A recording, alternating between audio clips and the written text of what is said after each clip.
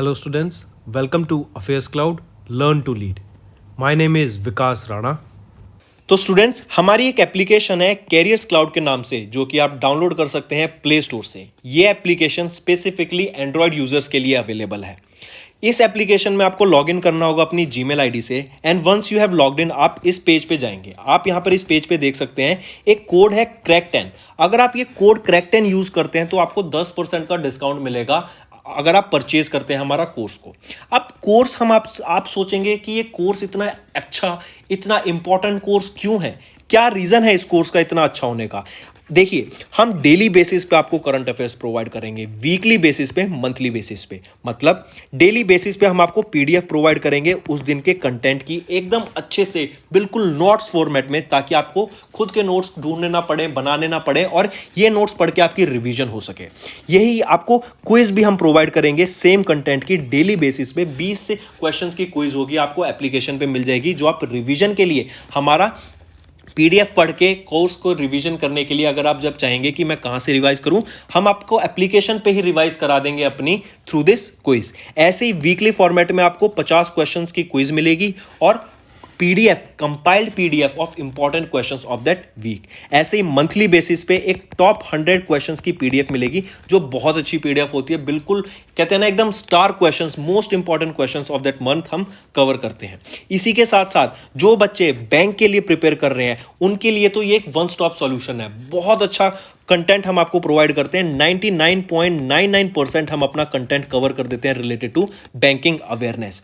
इसी के साथ साथ आपको पता होना चाहिए, हम अब प्रोवाइड करते हैं आपको 20 टॉपिक के पीडीएफ।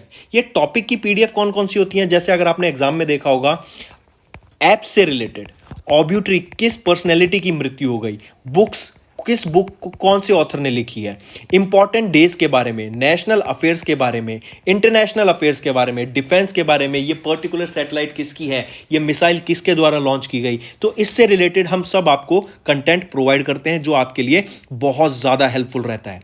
इसी के साथ साथ कुछ स्पेशल करंट अफेयर्स भी प्रोवाइड किए जाते हैं, इंटरेक्टिव पीडीएफ्स भी आपको प्रोवाइड की जाती हैं अगर आप हमारा कोर्स परचेज करेंगे तो, जो आपकी प्रिपरेशन में बहुत हेल्पफुल रहेंगी। और जो ये सारा कंटेंट हम अभी आपसे मैं बात कर रहा हूं, ये कंटेंट बाइलिंगुअल है। बाइलिंगुअल मतलब इंग्लिश में भी प्रोवाइड किया जाता है एज वेल एज ये हिंदी में भी हम आपको कंटेंट प्रोवाइड करते हैं। इसी के साथ साथ फ्रेंड्स, आप हमारे YouTube चैनल को जाके सब्सक्राइब कर सकते हैं। वहां पर हम बहुत अच्छे से रिवाइज कराते हैं, आपको कंटेंट पढ़ाते हैं। आपको कुछ ना समझ आए तो आप वहां से जाके रेफर कर सकते हैं। एक कोड और याद रखना, वो है विकास10। अगर आपको 10% का एक्स्ट्रा डिस्काउंट चाहिए तो आप विकास10 का कोड यूज कर सकते हैं। आपको क्रैक10 के अलावा 10% का डिस्काउंट यहां पे मिलेगा। और इसी के साथ साथ अगर आपको कोई भी इश्यू आ रहा है हमारी एप्लीकेशन से रिलेटेड, वेबसाइट से रिलेटेड, या आपका कोर्स परचेज नहीं हो रहा, या आपका कोर्स परचेज हो गया, पैसे कट गए हैं, या कोई भी इशू आ रहा है, तो आप हमें कॉन्टैक्ट कर सकते हैं एट द नंबर 9677333862, या फिर आप मेल कर सकते हैं support@affairscloud.com पे। एंड आई मेक श्योर हमारा रिप्रेजेंटेटिव आपको जल्दी से जल्दी आपको रीच करेगा एंड आपकी प्रॉब्लम को सॉल्व करेगा। इसी के साथ साथ फ्रेंड्स, आप हमारे कोर्स को 2 साल के लिए एज वेल एज 1 साल के लिए परचेज कर सकते हैं। अगर कोई बच्चा, कोई स्टूडेंट 2 साल बाद एग्जाम देना चाहता है, वो लॉन्ग टर्म प्लान कर रहा है, आपकी ग्रेजुएशन अभी खत्म हुई है एंड आप चाहते हैं कि आपकी प्रिपरेशन बहुत ही अच्छे से हो एंड आप अपना 100% दे के एग्जाम देना चाहते हैं, तो आप 2 साल का भी कोर्स परचेज कर सकते हैं। एज वेल एज अगर कोई प्लान कर रहा है नेक्स्ट ईयर पेमेंट करने का, नेक्स्ट ईयर प्लान कर रहा है अपना एग्जाम देने का, देन वो 1 साल का कोर्स भी परचेज कर सकता है। इवन अगर आपने 1 साल का कोर्स परचेज कर सकता है एंड आप उसका 1 साल और एक्सटेंशन चाहते हैं, तो वो भी हमारा कोर्सेज ऑफर करता है, आप जाके चेक कर सकते हैं। तो चलिए फ्रेंड्स, अपना सेशन स्टार्ट करें। 26 मई के करंट अफेयर्स डिस्कस करेंगे आज की वीडियो में। नोट जरूर बना के चलना, बिल्कुल वन लाइनर फॉर्मेट में, काफी हेल्पफुल रहेगा आपके लिए। सबसे पहले बात करेंगे स्वच्छ सर्वेक्षण 2023 के बारे में। अभी रिसेंटली 8th एडिशन ऑफ स्वच्छ सर्वेक्षण का रिलीज किया गया ऑन द थीम। इसका जो मेन एम है, जो आइडियोलॉजी बेस्ड है, वो किस पे बेस्ड है? स्वच्छ भारत मिशन अर्बन 2.0 पे। इनका क्या मेन एम था स्वच्छ भारत मिशन अर्बन 2.0 का? इनका मेन था कि हमें सिटीज को गार्बेज फ्री करना है।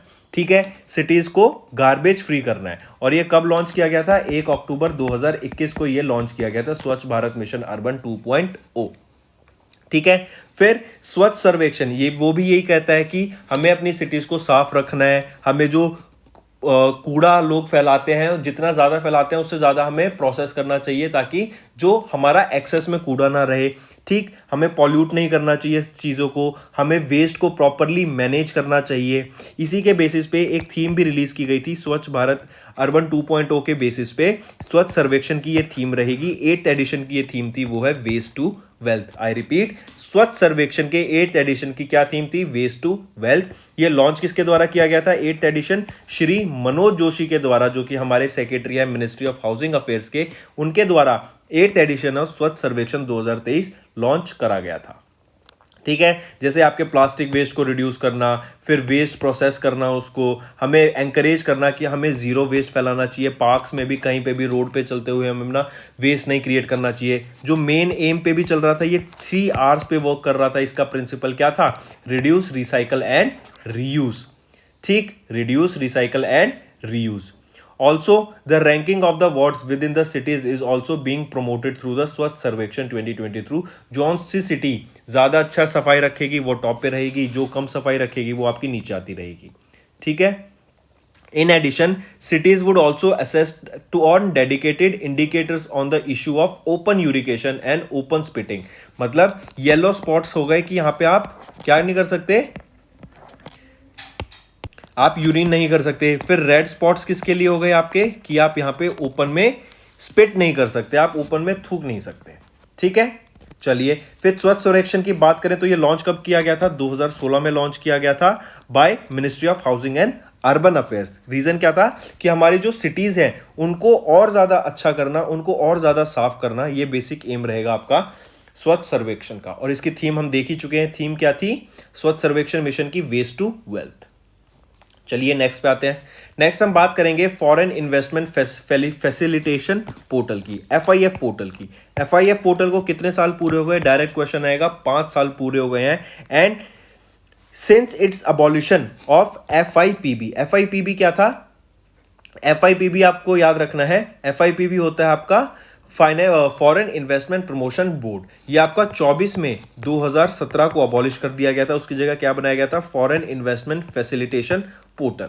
ठीक है, यहां पे आप याद रखिए कि जो बाहर से फॉरेन डायरेक्ट इन्वेस्टमेंट आती है, अराउंड 853 इंडिविजुअल्स की हमें प्रपोजल आया थ्रू FIF पोर्टल की, फॉरेन डायरेक्ट इन्वेस्टमेंट हमें करनी है। इसके 5 साल पूरे हो गए हैं, ये आपको याद रखना है। इससे क्या होगा? पूरा पूरा पूरा एक डाटाबेस बना रहेगा कि कहां से कितना पैसा आया, किस ईयर में कितना पैसा आया, किस लोग ने कितनी इन्वेस्टमेंट की इंडिया में, कौन सी कंट्री ने सबसे ज्यादा इन्वेस्टमेंट की। अगर FDI की बात करें तो याद रखना सिंगापुर ने सबसे ज्यादा इन्वेस्टमेंट की है, फॉरेन डायरेक्ट इन्वेस्टमेंट इंडिया में। ठीक है, चलिए नेक्स्ट पे आते हैं। India signed investment incentive agreement किस कंट्री के साथ? इंडिया ने इन्वेस्टमेंट इंसेंटिव एग्रीमेंट किसके साथ साइन किया? USA के साथ साइन किया। कहां पर साइन किया गया था? ये टोक्यो में ये एग्रीमेंट साइन किया गया था इंडिया और यूनाइटेड स्टेट्स ऑफ अमेरिका के बीच। रीजन क्या था? ये जो एग्रीमेंट है it was signed in Tokyo, और ये क्या था? एक जो लीगल रिक्वायरमेंट होती है ना यूनाइटेड स्टेट के इंटरनेशनल डेवलपमेंट फाइनेंस कॉर्पोरेशन की, टू कंटिन्यू प्रोवाइड, DFC होता है आपका डेवलपमेंट फाइनेंस कॉर्पोरेशन। तो यूनाइटेड स्टेट इंटरनेशनल का जो डिफेंस डेवलपमेंट फाइनेंस कॉर्पोरेशन है, ये इंडिया को कॉन्टिन्यूअस फंड प्रोवाइड करता रहे, इन्वेस्टमेंट सपोर्ट प्रोवाइड करता रहे। इसके लिए ये एग्रीमेंट हुआ था इंडिया और USA के बीच। नेक्स्ट हम बात करेंगे, अभी रिसेंटली एक रिपोर्ट रिलीज की गई इंटरनेशनल लेबर ऑर्गेनाइजेशन के द्वारा, जिसमें बताया गया कि वर्ल्ड में अराउंड 11.2 करोड़ जॉब्स खत्म हो गई हैं ड्यू टू वेरियस फैक्टर्स। वो फैक्टर्स क्या हो सकते हैं? जैसे आपका वर्ल्ड वॉर, अभी यूक्रेन में वॉर चल रही है, फिर कोविड की वजह से आप देख रहे हैं चाइना में लॉकडाउन लगा हुआ है, फिर जो सप्लाई चेन है ऑल ओवर द वर्ल्ड वो डिसरप्ट हो चुकी हैं। यूक्रेन और रशिया व्हीट प्रोड्यूस करते थे लार्ज क्वांटिटी में एंड एक्सपोर्ट करते थे, वो भी हम देख रहे हैं उसकी सप्लाई खत्म हो गई है, जिसकी वजह से all over the world food insecurity भी बनी हुई है। तो इन सभी चीज़ों को ध्यान में रखते हुए देखा जाए तो डाटा रिलीज किया गया इंटरनेशनल लेबर ऑर्गेनाइजेशन ने। इन्होंने बताया कि वर्ल्ड में अराउंड 11.2 करोड़ जॉब्स अभी तक खत्म हो चुकी हैं वेरियस अदर फैक्टर्स की वजह से। रिपोर्ट का नाम जो ILO ने रिलीज की गई थी, ILO monitor on the world of work, 9th edition था इस रिपोर्ट का। जो ग्लोबल ग्रोथ अभी प्रोजेक्टेड है is expected to reach just 3.6% in 2022, जो कि 3.8% लोअर थी जनवरी 2022 में ही। ठीक है, चलिए नेक्स्ट पे चलते हैं। रीजन जैसे क्या बताया जा रहा है, इन्फ्लेशन आना, फूड इनसिक्योरिटी होना, फूड्स के प्राइसेस बढ़ना, पेट्रोल का प्राइसेस बढ़ेगा तो हर चीज, हर कमोडिटी का आपका प्राइस बढ़ जाता है, क्योंकि पेट्रोल एक आपका ट्रांसपोर्ट में काम आता है, और अगर ट्रांसपोर्ट ही किसी चीज का महंगा हो जाएगा तो उस चीज को एक जगह से दूसरी ले जाना ऑटोमेटिकली महंगा हो जाएगा, उस चीज का प्राइस भी महंगा हो जाएगा। ठीक है, ऐसी वजह से कह सकते हैं कि आईएलओ के द्वारा रिपोर्ट में बताया गया कि 11.2 करोड़ जॉब्स अभी खत्म हो गई एज पर द आईएलओ, क्योंकि वेरियस अदर फैक्टर्स हम देख रहे हैं, वर्ल्ड वॉर, और अभी डाटा भी सजेस्ट कर रहा है, काफी बाहर के जो जर्नलिस्ट हैं उन्होंने ये भी बोला है कि यूक्रेन में have been one of the reason of starting world war 3। अगर आईएलओ की बात करूं, इंटरनेशनल लेबर ऑर्गेनाइजेशन के यहाँ के पहले प्रेसिडेंट और पहले डायरेक्टर जनरल जो कि अफ्रीका के हैं। वैसे तो ये डायरेक्टर जनरल पहले भी हैं, लेकिन फर्स्ट डायरेक्टर जनरल जो कि पहले अफ्रीकन बने, कौन है वो? क्वेश्चन ऐसे पूछेगा कि वो पहले अफ्रीकन कौन है जो कि डायरेक्टर जनरल बने इंटरनेशनल लेबर ऑर्गेनाइजेशन के, वो हैं गिलबर्ट हुआंगबो। आई रिपीट, पहले अफ्रीकन जो कि डायरेक्टर जनरल बने इंटरनेशनल लेबर ऑर्गेनाइजेशन के, वो कौन है? Gilbert Huangbo. नेक्स्ट पे आते हैं। नेक्स्ट हम क्वेश्चन पूछा जा रहा है कि किस इंस्टीट्यूशन ने अभी एक रिपोर्ट रिलीज की, चाइल्ड अलर्ट रिपोर्ट। किसके द्वारा रिलीज की गई है चाइल्ड अलर्ट रिपोर्ट? ये आपकी यूनिसेफ के द्वारा रिलीज की गई चाइल्ड अलर्ट रिपोर्ट। इसमें बताया गया कि around 6 lakh children, more than 6 lakh children आपके इफेक्ट हो जाएंगे because of mall nutrition, proper diet ना मिलने की वजह से। फूड इनसिक्योरिटी हम देख रहे हैं, जैसे मैंने बताया all over the world food insecurity है। पहले ही बच्चों के पास काफी ऐसे रीजन है जहां पे खाना प्रॉपर नहीं मिलता था, एक दिन की भी डाइट प्रॉपर नहीं मिलती थी, और अब इस क्राइसिस की वजह से हम देख रहे हैं कि जो ये डाटा है और बढ़ जाएगा, और जो इफेक्टेड चिल्ड्रन होंगे, जो इफेक्टेड पर्सन होंगे, वो और बढ़ते जाएंगे। ठीक है, तो ये चाइल्ड अलर्ट रिपोर्ट किनके द्वारा? यूनिसेफ के द्वारा रिलीज की गई थी। नेक्स्ट हम बात करेंगे वर्ल्ड इकोनॉमिक फोरम के travel and tourism competitive index के बारे में। इसमें इंडिया की रैंक रही 54 एंड जिसने टॉप किया वो है Japan. So you need to remember that travel and tourism competitiveness index was released by whom? It was released by World Economic Forum, first thing. Next thing, what was the rank of India here? The rank of India was 54, and the country that topped here, that means the country that secured the first position, is Japan. All right, we are talking about World Economic Forum's travel and tourism competitive index, in which the rank of India was 54 and the country that topped was Japan. Apart from this, remember recently India has signed an MOU with Australia to promote tourism. All right, to promote tourism between these two countries. This MOU was signed between India and Australia. All right, moving on. What was the theme on which this World Economic Forum's Travel and Tourism Development Index 2022 is based upon? It is rebuilding for a sustainable and resilient future. I repeat, the theme is rebuilding for a sustainable and resilient future. Next we are talking about Mahagram. Mahagram has tied up with IndusInd Bank to enhance their digital payment ecosystem. I repeat, which two organizations, Mahagram and IndusInd Bank, has tied up to enhance their digital payments ecosystem? Question will be direct and simple, that which two organization came together? It is Mahagram and IndusInd Bank. इन दोनों ने मिलकर क्या किया? अपना जो digital payments का ecosystem है उसको बढ़ाया। हम देखते हैं कि जो ये महाग्राम है ना, ये एक रूरल फाइनेंशियल टेक्नोलॉजी है, एक फिनटेक कंपनी है जो कि आपके मर्चेंट्स को बैंकिंग सर्विस प्रोवाइड करती है। इन्होंने इंडसइंड बैंक के साथ टाइप किया कि जो अपना डिजिटल पेमेंट इकोसिस्टम होगा ना उसको बढ़ा सके। ठीक, यहाँ पे क्या है, इंडसइंड बैंक एक काफी इंपॉर्टेंट की रोल प्ले कर रहा है in the digital transaction adoption. हम देखते हैं कि रूरल सेक्टर में अभी तक प्रॉपर डिजिटल इकोसिस्टम पहुंचा नहीं है, तो वहां पर लोगों को एम्पावर करना, वहां पे लोगों को अवेयर कराना इन चीजों के बारे में, ये काफी की रोल प्ले करने वाला है इंडस बैंक इन दोनों के मर्जर में। ठीक है, चलिए नेक्स्ट, यहां पे सेम चीज महाग्राम क्या है, एक ये फिनटेक है, इन्होंने टाइप किया इंडसइंड बैंक के साथ। चलिए नेक्स्ट पे आते हैं। किस ऑर्गेनाइजेशन ने एक रिपोर्ट रिलीज की जो कि थी monitor on the world of work? ये किसके द्वारा? अभी हमने देखा था आईएलओ के द्वारा रिलीज की गई। इसमें बताया गया अराउंड 11.2 करोड़ बच्चे, 11.2 करोड़ जॉब्स जो हैं ऑल ओवर द वर्ल्ड वो खत्म हो गई हैं। किस रीजन की वजह से? हम देख रहे हैं लॉकडाउन लगा, कोविड की वजह से जब इंपैक्ट आया, फिर उसके इंपैक्ट के बाद फिर हमने देखा वॉर हो गई यूक्रेन पे। अब एक चीज को ऐसे समझिए, यूक्रेन एंड आपका रशिया, ये दोनों ना काफी व्हीट प्रोड्यूस करते थे, वर्ल्ड को एक्सपोर्ट करते थे। ठीक है, तो तो अब क्या, यूक्रेन से तो बिल्कुल खत्म हो गया, रशिया ने भी अपना एक्सपोर्ट कम कर दिया है वीट का, तो अब ऑल ओवर द वर्ल्ड ना वीट की कमी हो गई।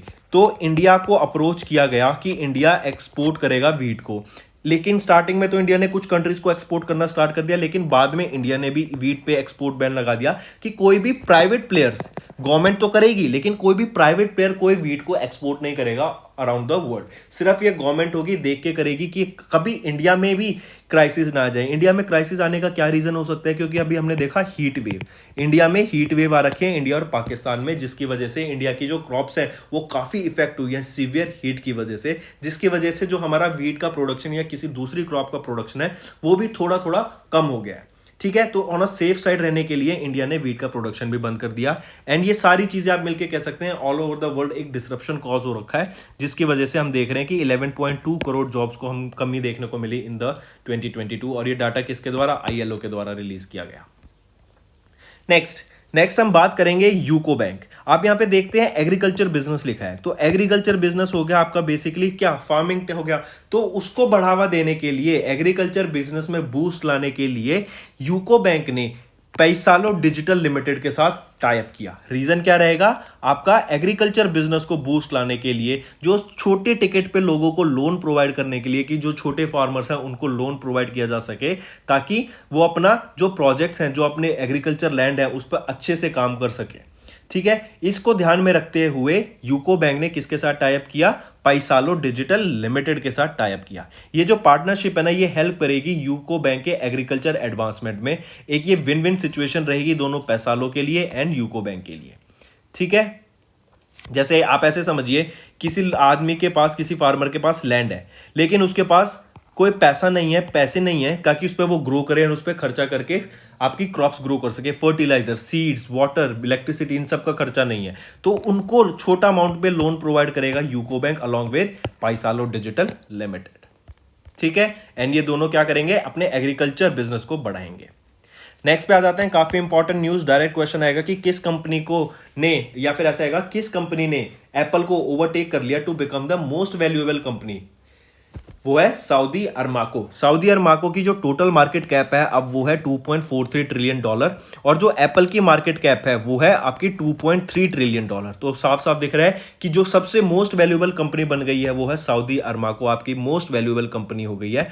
क्यों, कब बनी, क्योंकि हमने देख रहे हैं ऑयल प्राइसेस सर्ज हो रहे हैं, तो ऑयल प्राइसेस बढ़ेंगे तो सऊदी अरमाको आपकी ऑयल कंपनी है, तो जैसे जैसे ऑयल के प्राइस बढ़ेंगे जो सऊदी अरमाको की वैल्यू है वो भी बढ़ी है। तो अब सबसे most valuable company Saudi Aramco बन गई है। Next question, who is the head of the RBI committee to form to evaluate the quality of customer services in bank. Customer services RBI के द्वारा जो एफिलेटेड रेगुलेटेड एंटिटीज हैं उनमें customer services कैसी हैं, क्या वो प्रॉपर हैं, क्या वो ठीक हैं, अगर कहीं पे दिक्कत है तो वहां पे इंप्रूवमेंट लाने की बात की गई। तो ये सारी सर्विसेज पे चेक रखेगा, उसके लिए एक कमिटी बनाई गई। वो उस कमिटी के हेड कौन है ये पूछा जा रहा है, वो है BP कनुंगो। BP कनुंगो आपके हेड रहेंगे, ये फॉर्मर डेप्टी गवर्नर हैं RBI के, एंड इनको अभी चेयरमैन बनाया गया आपकी इस RBI कमिटी का, जो कि हेड, जो कि ध्यान में रखेगी कि क्या कस्टमर को सर्विस प्रोवाइड की जा रही है, किस क्वालिटी की कस्टमर सर्विस प्रोवाइड की जा रही है। चलिए नेक्स्ट पे आते हैं। नेक्स्ट हम बात करेंगे स्पेशल बंगला अकेडमी अवार्ड के बारे में। स्पेशल बंगला अकेडमी अवार्ड से किन को सम्मानित किया गया, वेस्ट बंगाल की चीफ मिनिस्टर ममता बनर्जी को सम्मानित किया गया बंगला अकेडमी अवार्ड से। याद रखना किस लिए, फॉर हर रेलेंटलेस लिटरेसी परस्यूट के लिए। इनकी एक बुक आई थी कविता बितान, किनके द्वारा, ममता बनर्जी के द्वारा लिखी गई थी। ठीक है, जिसने इस बुक में इन्होंने ट्रिब्यूट पे किया था to the best writers of West Bengal, और इस बुक में अराउंड 900 पोएम्स है। कविता बाइतान। ठीक है, ममता बनर्जी को बंगला अकेडमी अवार्ड से सम्मानित किया गया। ममता बनर्जी चीफ मिनिस्टर है कहां की, वेस्ट बंगाल की, याद रखिएगा अवार्ड।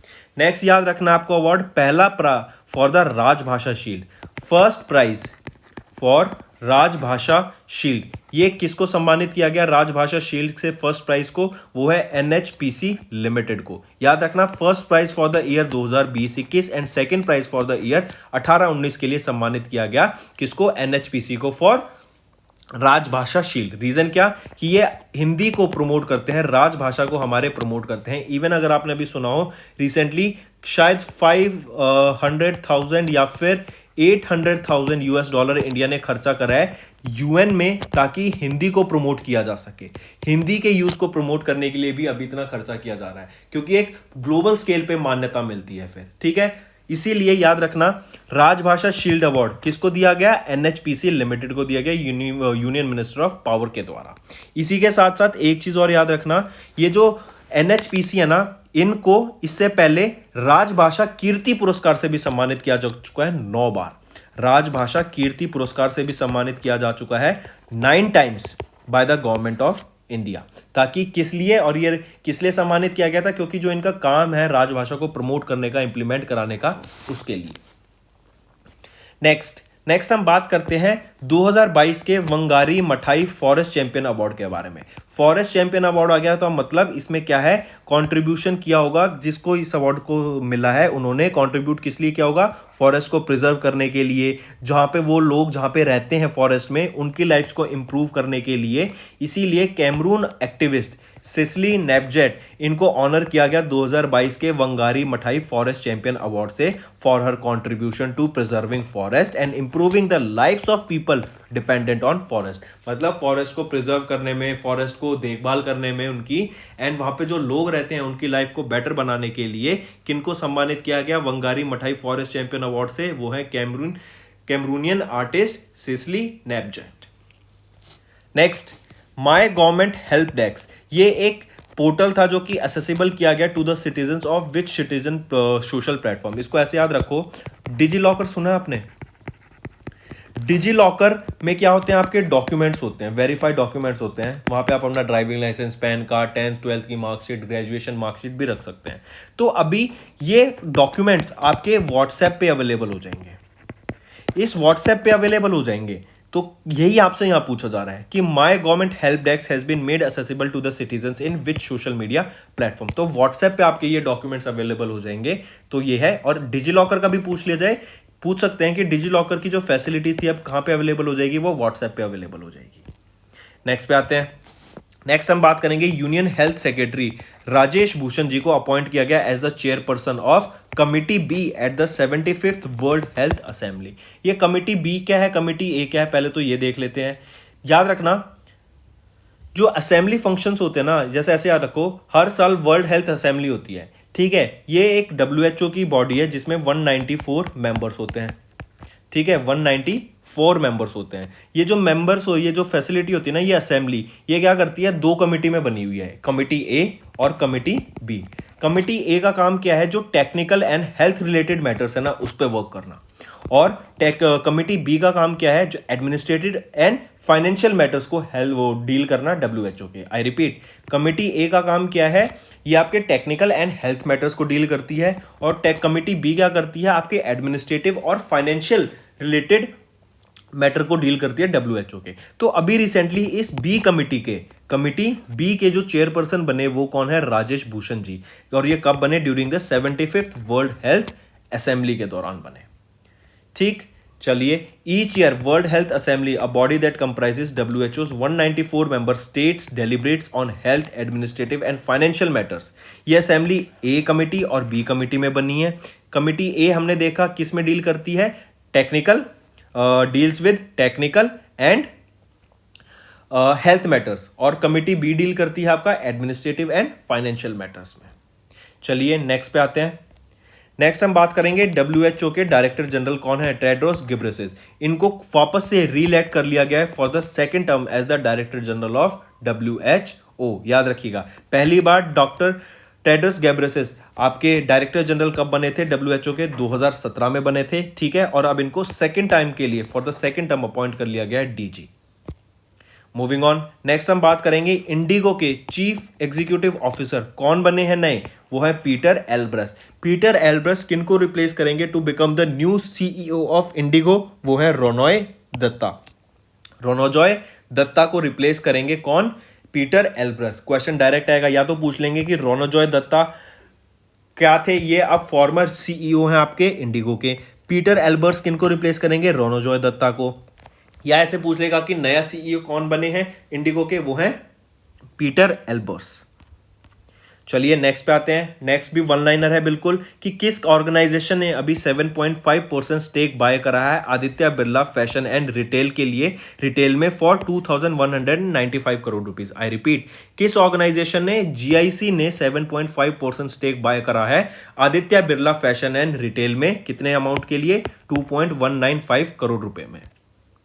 नेक्स्ट हम बात करेंगे इटालियन कप 2021-22 की। किन्होंने जीता ये आपका इटालियन कप 2022 का टाइटल, वो है आपकी इंटर मिलान। याद रखना, इंटर मिलान ने जुवेंटस को हरा के 2022 का इटालियन कप टाइटल जीता। इटालियन कप किससे बिलोंग करता है, किस स्पोर्ट से, फुटबॉल से बिलोंग करता है। फिर एक चीज और याद रखना, जो इंटर मिलान ने ये अपना 8वां इटालियन कप जीता है। आई रिपीट, इंटर मिलान ने ये अपना 8th इटालियन कप जीता है। तो कौन रही विजेता इटालियन कप 2022 की, वो है इंटर मिलान।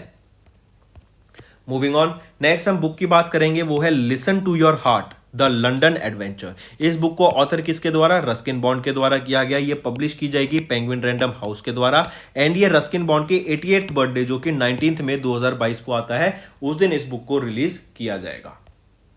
नेक्स्ट 25 मई को हम ऑब्जर्व करते हैं वर्ल्ड थायराइड अवेयरनेस डे, और इसी दिन याद रखना हम इंटरनेशनल मिसिंग चिल्ड्रंस डे भी ऑब्जर्व करते हैं। तो 2 दिन हो गए 25 मई के। फिर 20 मई को हम ऑब्जर्व करते हैं national endangered species day. National endangered species day 20 मई को ऑब्जर्व करते हैं। फिर ये एक बहुत अच्छा इंपॉर्टेंट क्वेश्चन आ गया कि जरा बताओ ओवीईपी की फुल फॉर्म क्या है, ओलंपिक वैल्यूज एजुकेशन प्रोग्राम। ये पहला इंडिया का पहला ओवीईपी ओलंपिक वैल्यूज एजुकेशन प्रोग्राम कहां सेटअप किया गया, ओडिशा में इसको सेटअप किया गया है। इंडिया का पहला ओवीईपी कहां पर है, ओडिशा में रहेगा, इंपॉर्टेंट। ठीक है, फिर एक क्वेश्चन नेक्स्ट आ जाता है कि वो पहली मेट्रो सिटी कौन सी है जिनको अपना खुद का बायोडाइवर्सिटी रजिस्टर मिला। बायोडाइवर्सिटी रजिस्टर मतलब जो डाइवर्सिटी है उसको मेंटेन करना, उनके प्रॉपर डाटा रिकॉर्ड मेंटेन करके रखना। ठीक है, जिससे क्या होगा, अगर कोई नई स्पीशीज मिलती है तो उसको भी हम ऐड कर सकते हैं, अगर कोई स्पीशीज हमें दिख रही है एंडेंजर्ड है तो उसको भी प्रोटेक्ट कर सकते हैं। ठीक है, एक रेगुलर चेक रखने के लिए कि किसी की कोई भी हमसे छूटे ना, एंड प्रॉपर डाटा मेंटेन रहे, प्रॉपर रिकॉर्ड मेंटेन रहे। इसी वजह से ये पहली मेट्रो सिटी कौन सी बनी to get their biodiversity register, वो है कोलकाता। ठीक है, फिर जो ये प्रोमोटिंग अर्बन डाइवर्सिटी क्या है, national biodiversity authority chairman V B Mathur emphasised on 4 C's। 4 C's क्या है, cooperation, coordination, convergence and connect. ठीक है, utilising microbial fertilizers and pesticides in agriculture, now they are used in West Bengal with traditional crops in 5 districts। Coming back, reason क्या है आपका ये biodiversity का, कि भाई अपना प्रॉपर डाटा मेंटेन रहे, रिकॉर्ड मेंटेन रहे बायोडाइवर्सिटी का, कि कहां पर क्या मिलती है, कहां पर किस अमाउंट में है, क्या वो लुक खत्म तो नहीं हो रही है या फिर वहां पे उनकी पॉपुलेशन बढ़ रही है। तो इस सारी चीजों का ट्रैक रखने के लिए ये बायोडाइवर्सिटी रजिस्टर लॉन्च किया गया, कहां पर, कोलकाता में। तो फ्रेंड्स, ये तो थे हमारे करंट अफेयर्स। अब जल्दी से जाके एक बार सारे हम रिवाइज कर देते हैं ताकि आपकी प्रिपरेशन अच्छे से हो सके। स्टार्ट करते हैं स्वच्छ सर्वेक्षण 2023 से। इसका स्वच्छ सर्वेक्षण ये जो लॉन्च किया गया, स्वच्छ भारत अर्बन मिशन 2.0 की थीम पे लॉन्च किया गया था। और स्वच्छ सर्वेक्षण 2023 की थीम क्या है, वेस्ट टू हेल्थ। किसके द्वारा, ministry of housing and urban affairs के द्वारा लॉन्च किया गया। फिर फॉरेन इन्वेस्टमेंट फैसिलिटेशन पोर्टल की बात करें, इन्होंने 5 साल पूरे कर लिए अपने। रामनाथ कोविंद ने अभी विजिट किया था जमाइका एंड सेंट विंसेंट को। फिर ILO इंटरनेशनल लेबर ऑर्गेनाइजेशन के द्वारा अपना 9th edition of ILO monitor on the world of work release किया गया था। WEF वर्ल्ड इकोनॉमिक फोरम की tourism travel and tourism competitiveness index release किया गया, जिसमें बताया गया इंडिया की रैंक है 54 और जिसने टॉप किया वो है आपका जापान। फिर सेबी की बात करें, इन्होंने रिव्यू किया फ्रेमवर्क फॉर डेप्ट ETFs एंड इंडेक्स फंड्स, और इन्होंने इंट्रोड्यूस किया passive ELS scheme category for the mutual funds. फिर याद रखना, महाग्राम की बात करें, इन्होंने टाई किया इंडसइंड बैंक के साथ ताकि एनहेंस किया जा सके डिजिटल पेमेंट इकोसिस्टम को। फिर यूको बैंक ने साइन किया एक को लेंडिंग एग्रीमेंट पैसाला डिजिटल लिमिटेड के साथ ताकि एग्रीकल्चर बिजनेस को बढ़ाया जा सके, छोटे बिजनेसमैन, छोटे फार्मर्स को लोन्स प्रोवाइड करके जो एग्रीकल्चर बिजनेस है उसको बढ़ाया जा सके। फिर वर्ल्ड की मोस्ट वैल्यूएबल कंपनी कौन सी बन गई, साउथ अरमाको। ममता बनर्जी को बंगला अकेडमी अवार्ड से सम्मानित किया गया था। फिर बात करें NHPC, इनको सम्मानित किया गया फॉर फर्स्ट प्राइज ऑफ राजभाषा शील्ड से। नेक्स्ट कैमूरियन एक्टिविस्ट सेसिली नेपजेथ, इनको Wangari Maathai forest champion award से सम्मानित किया गया। मार्क करना, अच्छा क्वेश्चन है। नेक्स्ट बात करेंगे हमारे union health secretary Rajesh Bhushan ji, इनको चेयरपर्सन अपॉइंट किया गया of the committee B at the 75th World Health Assembly. फिर WHO के डायरेक्टर जनरल टेड्रोस गेब्रेसिस, इनको रीइलेक्ट किया गया for the second term as the director general of WHO। IndiGo की बात करें, इंडिगो ने पीटर एल्बर्स को नया CEO अपॉइंट किया जी, ये रिप्लेस करेंगे रोनोजॉय दत्ता को। फिर GIC की बात करें, इन्होंने 7.5% स्टेक बाय कर लिया है Aditya Birla fashion and retail में 2195 करोड़ रुपए के लिए। फुटबॉल की बात करें तो इटालियन कप हुआ था 2022 का। इटालियन कप किन्होंने जीता? इंटर मिलान ने जीता, और ये इनका 8वां इटालियन कप विनर टाइटल है। नेक्स्ट, रस्किन बॉन्ड की एक बुक अभी रिलीज की जा रही है, वो है listen to your heart the London adventure. 25 मई को वर्ल्ड थायराइड डे, 25 मई को ही आपका international missing children day observe किया जाता है, 20 मई को एंडेंजर्ड स्पीशीज डे और 19 मई को global accessibility awareness day.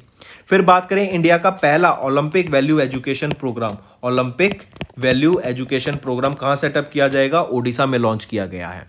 Kolkata की बात करें तो ये पहली मेट्रो सिटी बनी जिनको अपना एक खुद का बायोडाइवर्सिटी रजिस्टर मिला। ठीक है फ्रेंड्स, ये थे आपके करंट अफेयर्स, बहुत अच्छे से रिवाइज हो गए। अगर किसी ने नोट्स नहीं बनाया है तो मैं कहूंगा उनको इसका स्क्रीनशॉट ले लो और नोट्स बना लो। नोट्स बनाना बहुत जरूरी है। ठीक है, चलिए अब होमवर्क पे चलते हैं। पहला क्वेश्चन होमवर्क, किस कंट्री ने SCO रेट्स को होस्ट करा? शंघाई कॉर्पोरेशन ऑर्गेनाइजेशन का regional anti terrorist structure host किया किनके द्वारा? दूसरा क्वेश्चन कह रहा है कि अभी RBI के द्वारा एक 6 मेंबर की कमिटी, रिव्यू कमिटी सेटअप की गई थी कि जो कस्टमर सर्विसेज प्रोवाइड की जाती है RBI के रेगुलेटेड एंटिटीज के द्वारा, उस कमिटी के जो हेड किए जाएंगे, उनके हेड की जाएगी वो कमिटी किनके द्वारा, चेयरपर्सन कौन रहेंगे बताइए। तीसरा क्वेश्चन, किस बैंक ने अभी एक को ब्रांडेड क्रेडिट कार्ड लॉन्च किया है केमिस्ट एंड फार्मेसिस्ट के लिए अलोंग विद रिटेलियो? बताइए जरा, रिटेलियो के साथ मिलके किस बैंक ने अभी एक क्रेडिट कार्ड लॉन्च किया गया? नेक्स्ट कह रहा है कि अभी department for promotion of industry and internal trade DPIIT, जो कि एक foreign direct investment equity flow in India decrease by किस अमाउंट से? आई रिपीट, DPIIT के द्वारा डाटा आया कि जो FDI था इंडिया में वो डिक्रीज हो गया marginally at dash in fiscal year 2022 by at dash किस अमाउंट पे हो गया। इसी के साथ साथ मुझे ये भी बताना, FDI दूसरी कंट्रीज में से किस कंट्री ने सबसे ज्यादा FDI दिया इंडिया को? कौन सी कंट्री है वो कमेंट करके बताना। तो दोस्तों ये चौथा क्वेश्चन, ये पांचवा क्वेश्चन, 5 क्वेश्चन आपके होमवर्क है, जल्दी से जल्दी नीचे कमेंट करके बताइए। कोड और याद रखना वो है विकास 10। अगर आपको 10% का एक्स्ट्रा डिस्काउंट चाहिए तो आप विकास 10 का कोड यूज कर सकते हैं, आपको क्रैक 10 के अलावा 10% का डिस्काउंट यहां पे मिलेगा। और इसी के साथ साथ अगर आपको कोई भी इश्यू आ रहा है हमारी एप्लीकेशन से रिलेटेड, वेबसाइट से रिलेटेड, या आपका कोर्स परचेज नहीं हो रहा, या आपका कोर्स परचेज हो गया, पैसे कट गए हैं, या कोई भी इशू आ रहा है, तो आप हमें कॉन्टैक्ट कर सकते हैं एट द नंबर 9677333862, या फिर आप मेल कर सकते हैं support@affairscloud.com पे। एंड आई मेक श्योर हमारा रिप्रेजेंटेटिव आपको जल्दी से जल्दी आपको रीच करेगा एंड आपकी प्रॉब्लम को सॉल्व करेगा।